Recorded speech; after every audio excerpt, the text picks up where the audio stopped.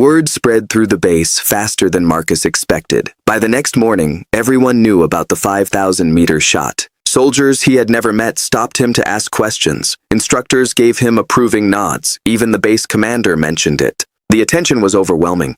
Marcus had always preferred the background, doing his work quietly. Now, he was the center of attention, and he hated it. The other candidates treated him differently. Some were supportive, but others kept their distance. Derek avoided him entirely. Training resumed, but with a new dynamic. Instructors watched Marcus more closely. Other candidates measured themselves against him. 3 days later, they had a stalking exercise. Moving undetected was Marcus's strength, but today, he second-guessed himself. He moved too quickly. When he reached his position, the instructor caught him immediately. Failed stalk. Return to start. The failures continued. At the 2,000-meter range, Marcus missed 3 out of 5 shots, his worst performance in weeks. During a timed equipment drill, he fumbled and finished last. In the classroom, he blanked on questions he had known for years. After a rough session, Patterson found Marcus alone on the range, staring at his target with an embarrassing number of misses. "You're thinking too much again," Patterson said. "You're trying to live up to the famous shot, and it's destroying your natural ability." Marcus knew he was right. "Everyone expects me to be perfect now. People are watching to see if I can do it again." "The shot worked because you stopped caring about expectations. You're here to become the best sniper you can be. Everything else is noise." That evening, Marcus went to the library. He pulled out his original training notes from his first weeks in the program. He read an old entry. Sergeant Rodriguez said, "I overthink. Today, I stopped calculating and just felt the wind. Need to remember this feeling." The next morning, Marcus approached Rodriguez.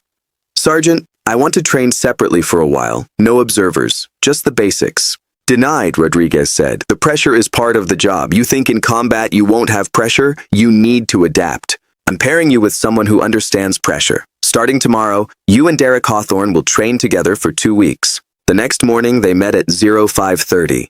Derek was already there. His expression was neutral, professional. Derek was direct. "We're partners for 2 weeks. We'll do it professionally. No ego, no competition, just training. Can you do that?" They settled into a rhythm. Marcus showed Derek how he read the wind. "You see that grass? That tells me there's a swirl there." Derek studied the grass. "I learned shooting as a science," he said. "You learned it as an art. That's why you could make the shot." It was the most honest conversation they had had. "I was jealous," Derek admitted. "You did things I couldn't do. But we both have things to learn." Over the next 2 weeks, they trained relentlessly. Derek pushed Marcus on technical skills. Marcus pushed Derek on instinct. The competition was fierce, but no longer personal. They were making each other better, hitting targets at distances they once feared. Other candidates noticed the change. "Last month you barely spoke," Jimmy said. "Now you're a team. Turns out we're fixing each other's blind spots." The final qualification was approaching. The test that would determine who graduated and earned their sniper designation. It would cover everything: stalking, observation, shooting, and tactical decisions. It was designed to weed out anyone not ready. Marcus wasn't trying to be the guy who made the record shot anymore. He was just being himself, and that was finally enough. The mechanic's mark.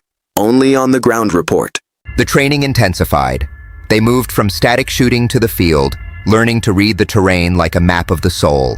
Marcus discovered a gift for patience. It was a lesson learned in his grandfather's hunting blind, where moving meant going home empty-handed. But in the classroom, the science felt like a foreign language. Calculations and graphs became a wall he couldn't climb.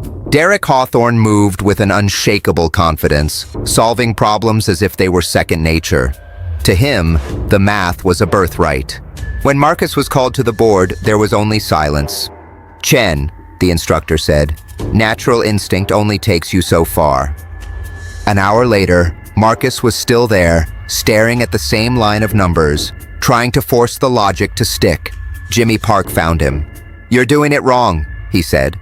"Think of it like your truck engines. You listen to the engine to know what's wrong." Suddenly, the science connected. Bullet drop was gravity on a wrench. Wind drift was torque on a rotating shaft. It became real. As Marcus learned, the social divide deepened. Derek had his clique. Elite, experienced, and certain of their superiority. The scores were posted weekly. Derek was always at the top. Marcus hovered in the middle, Good enough to stay, but not to lead. Then came the 1,500-meter qualification. At this range, every tiny mistake is magnified by the rotation of the Earth itself. Derek went first. He was mechanical, precise, checking every variable. 5 shots, 5 hits, a perfect score. Others followed with mixed results. One missed all 5 and was cut on the spot. Rodriguez was merciless about failure. When Marcus stepped up, his hands were sweating. He felt the weight of every eye on him, the mechanic who didn't belong. He looked through the scope and his mind went blank. The formulas evaporated. He was about to prove everyone right. Then a voice from the past. "Don't think, boy. Just breathe and trust yourself." Marcus closed his eyes and let go of the fear. He wasn't calculating anymore. He was feeling. The wind, the weight of the rifle, the rhythm of his own heartbeat. 1, 2, 3, 4, 5, 5 for 5. A perfect score. Only the second one that day. The silence was deafening. He had just tied the golden boy. And the hierarchy of the barracks began to crumble. Jimmy whispered, "You just made some enemies. You're not supposed to be as good as him." But the target didn't care about elite backgrounds. "Don't confuse luck with skill," Derek warned him the next morning. "Wait until conditions get difficult. That's when you'll fall apart." But Sergeant Rodriguez saw something else. "You're an anomaly, Chen," he said. "Your math is terrible, but your gift is real." Then came the offer, an optional exercise, 5,000 meters, over 3 miles, a distance most never even attempt. Marcus felt his stomach drop. It was impossible, but in this world, impossible was just a starting point. The announcement came during morning formation. Rodriguez stood before the candidates, his face revealing nothing. "In 2 weeks," he said, "we're conducting a 5,000-meter demonstration. For those who struggle with math, that's just over 3 miles. This is an opportunity to push the absolute limits of what's possible." Murmurs rippled through the ranks.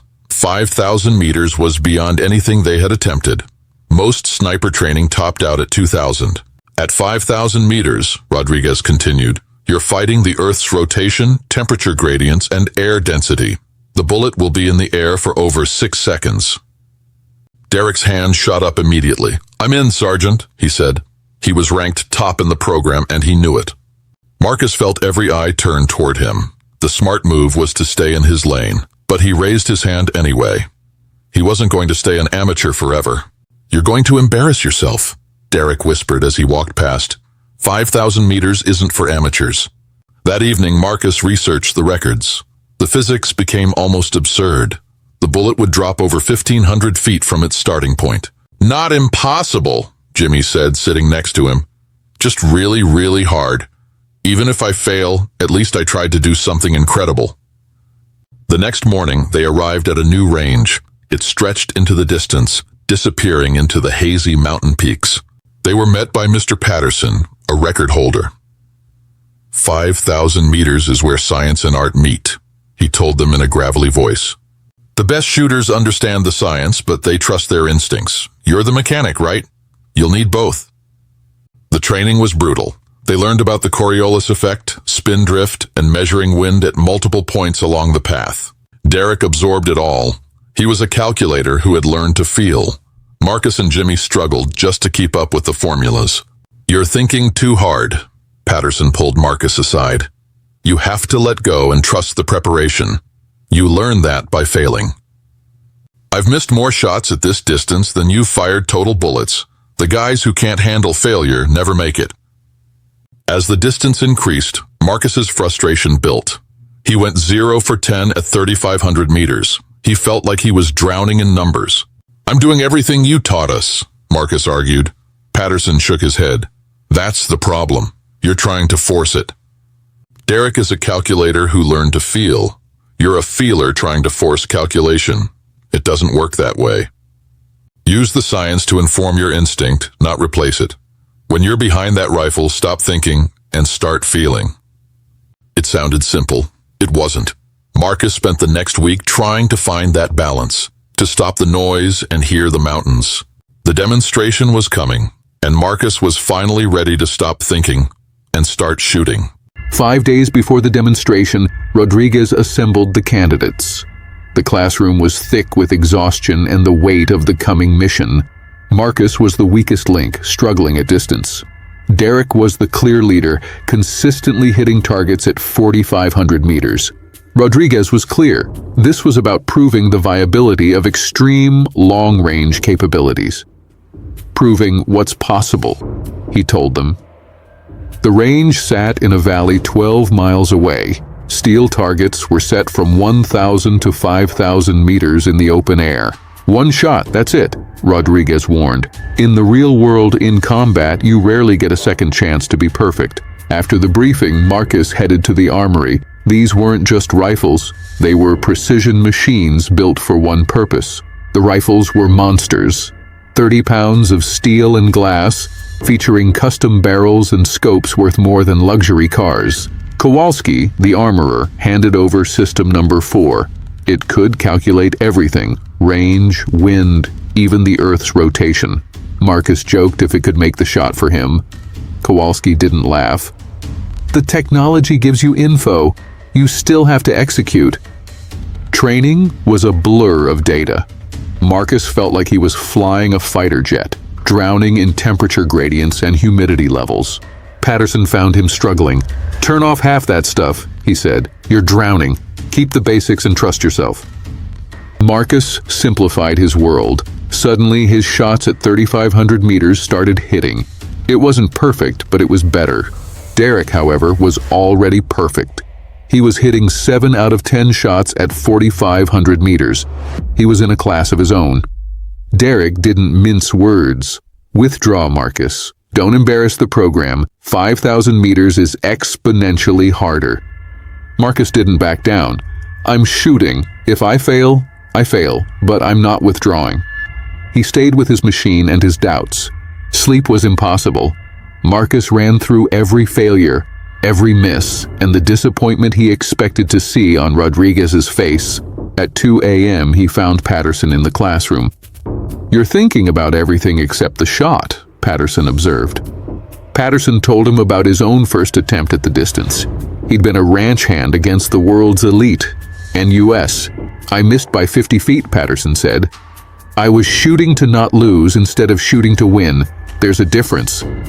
"Forget Derek. Forget the observers," Patterson advised. "When you're behind that rifle, it's just you, the target, and 3 miles of air." The order was set. Derek first, Marcus last.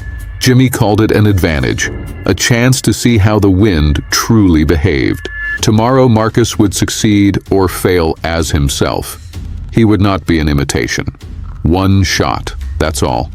NUS. The morning of the demonstration arrived cold and clear. Marcus woke before his alarm, his stomach tight with a nervous energy that tasted like cardboard. At 0700, the convoy moved out. Candidates, instructors, and the observers, colonels and generals who controlled the budgets and the future of long-range warfare. The range had become a stage overnight. Multiple cameras, weather stations, and monitors to record every shot from 5 kilometers away. This wasn't just training, it was a demonstration. The target was practically a ghost, 5 kilometers out. Patterson gave Marcus the cold truth. Honestly, maybe 10%. But 10% isn't zero. One by one, the elite candidates failed. Derek, the favorite, missed 20 feet right. Rodriguez, Jimmy, all of them found the dirt. The demonstration was becoming an embarrassment. Then it was Marcus's turn, the old mechanic from Oregon. He settled behind the rifle, feeling its weight. He stopped calculating the math and started feeling the air. He adjusted for the Earth's rotation and the bullet's drop, aiming at empty air. He took a breath, let half of it out, and squeezed. The world exploded. 6 seconds. That's how long the bullet fought gravity and wind. Time stretched. Everyone waited, expecting another failure. Then the radio crackled. Hit! Dead center. 5,000 meters. The mechanic who wasn't supposed to be here had done the impossible. In that moment, Marcus finally felt like he belonged. In the silent heat of the Oregon range, specialist Marcus Chen did the unthinkable. A confirmed shot at 5,000 meters. Chen wasn't a veteran. He was a trainee, 12 weeks into the program. Before that, he was just an auto mechanic. He traded wrenches for ballistics, but he brought something with him that couldn't be taught in a manual: raw intuition. While experts relied on data, Marcus relied on a feeling, an instinctive correction at the moment of the shot that defied calculation. The result was a fresh crater dead center in a steel plate 2 feet wide. At that distance, it was essentially perfect. His peers called it luck. The Army called it potential. But for Marcus, it was the start of a burden he never asked for. Special operations wanted him fast-tracked. They wanted to see if his feeling could be replicated, measured, and manufactured. Marcus Chen walked away from the range a marked man. Between the math and the soul, he found the target, but the hunt had just begun. Word spread through the base faster than Marcus expected. By the next morning, everyone knew about the 5,000-meter shot. Soldiers he had never met stopped him to ask questions. Instructors gave him approving nods. Even the base commander mentioned it. The attention was overwhelming. Marcus had always preferred the background, doing his work quietly. Now, he was the center of attention, and he hated it. The other candidates treated him differently. Some were supportive, but others kept their distance. Derek avoided him entirely. Training resumed, but with a new dynamic. Instructors watched Marcus more closely. Other candidates measured themselves against him. 3 days later, they had a stalking exercise. Moving undetected was Marcus's strength, but today, he second-guessed himself. He moved too quickly. When he reached his position, the instructor caught him immediately. Failed stalk. Return to start. The failures continued.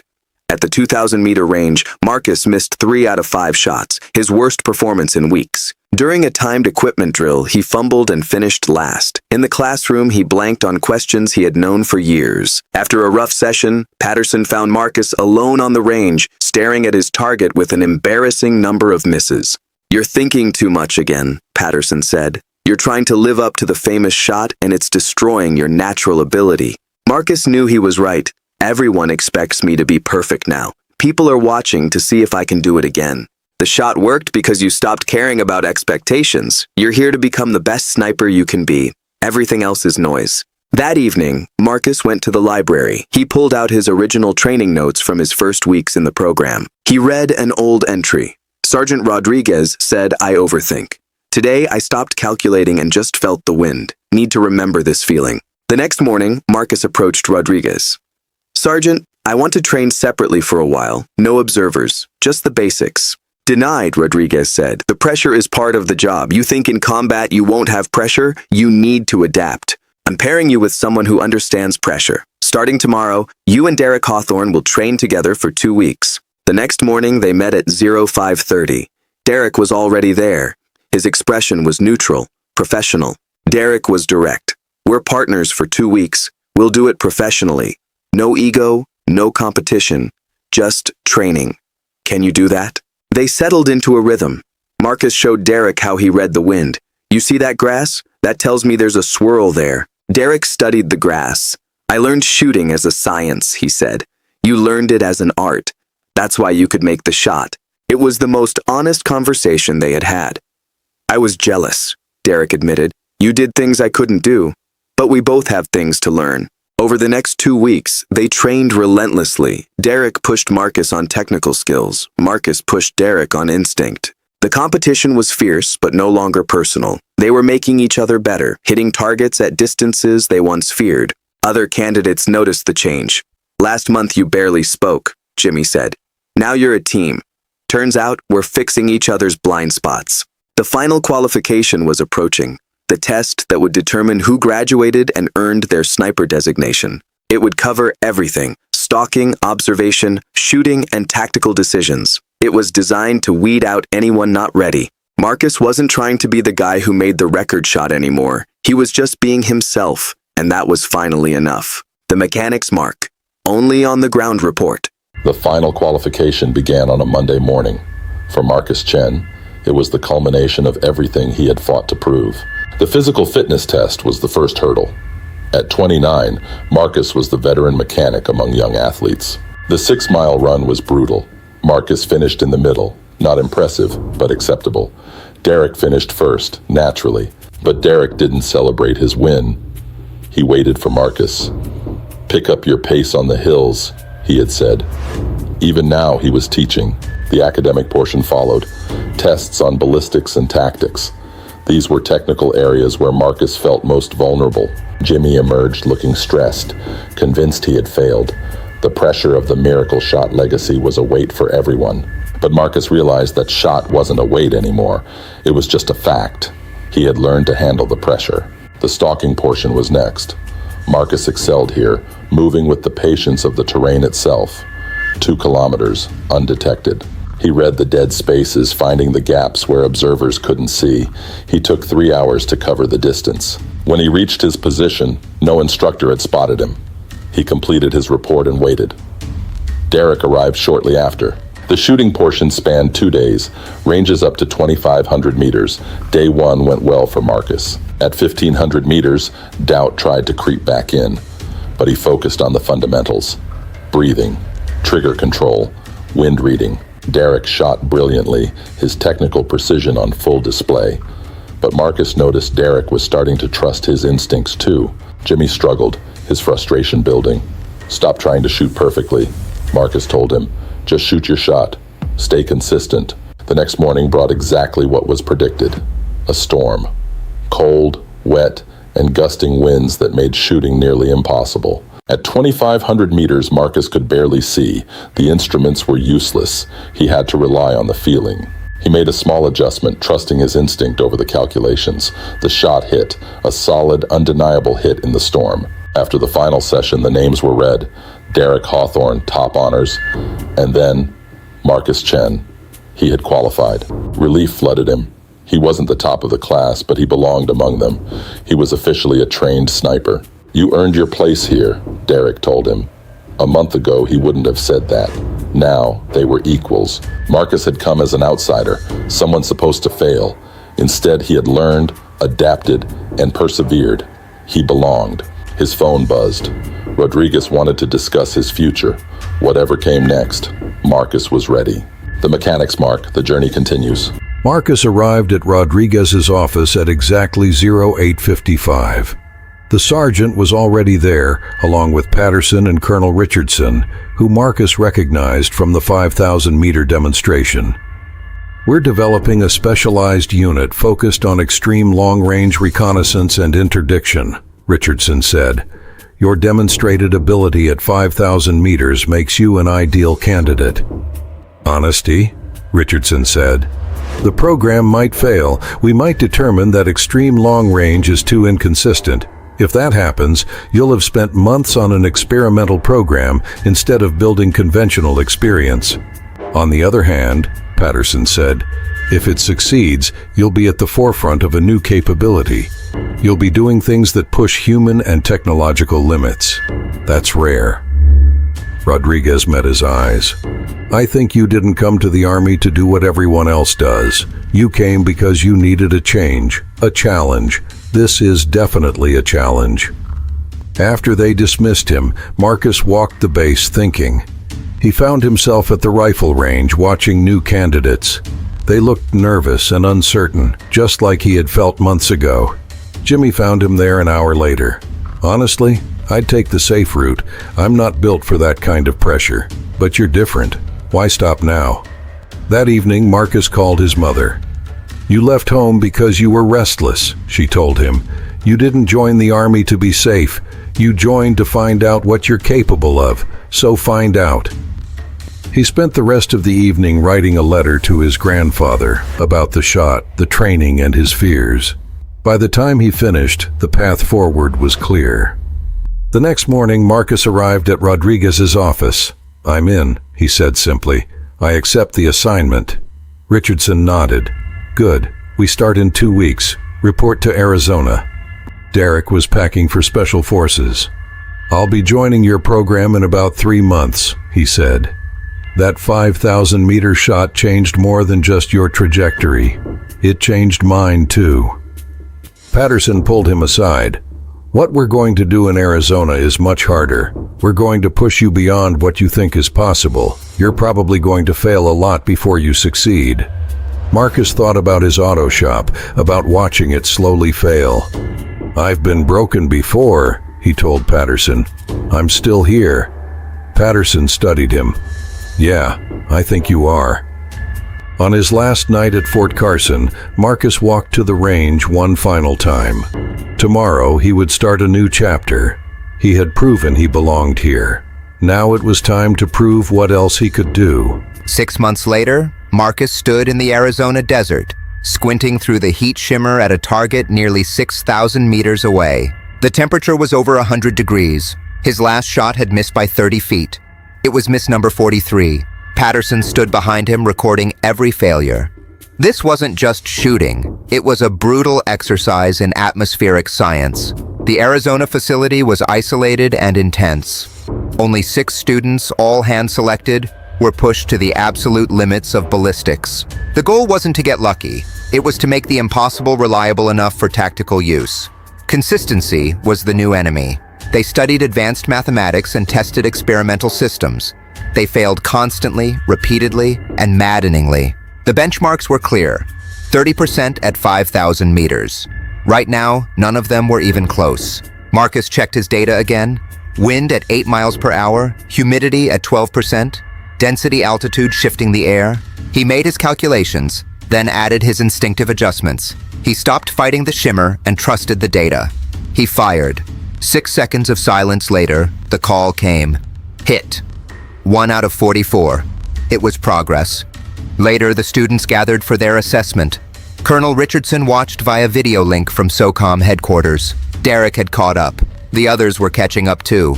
Marcus was no longer the standout performer. He was middle of the pack.